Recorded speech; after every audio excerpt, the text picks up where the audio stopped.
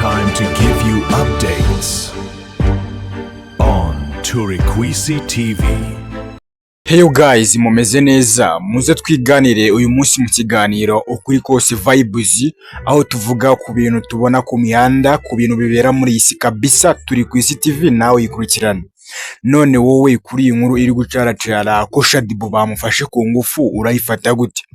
Abenshi nabonye muri comment bavuga ngo wasanga Shaddy Boo ari kubeshira uriya muhungu, ahubwo ko wenda ko bari babyumvikanye nyuma akageraho akihakana bitewe wenda n'uburyo ki batahuje uburyo bari bumvikanye imbere. Ese wowe muri comment uratubwira gute?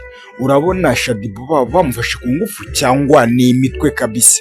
Abenshi bati uwo muhungu nawe ntabwo ari sawa cyane akantu yakoze, ati ni gute wakifata ugasambanya cyangwa se ukarongora umukobwa uri mu mihango. Abenshi bati nta birenze ko umuhungu yazanye inzoga akamugurira, ibyo ni ibintu byumvikana ko nyine nawe akwiye kumenya ko umuhungu ntabwo inzoga ze zapfa ubusa.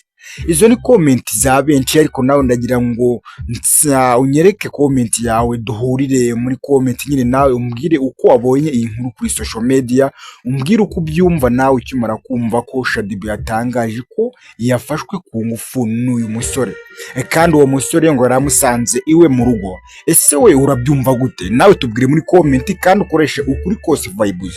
Turi mu kiganiro ukuri kose vibes.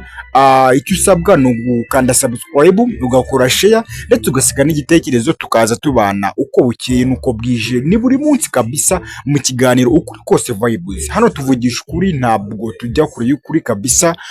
Wowe tubwire uko byumva, ariko uvugishe ukuri. Of course, Turikwisi guys, ba witonze. Turikwisi TV, subscribe, comment and share.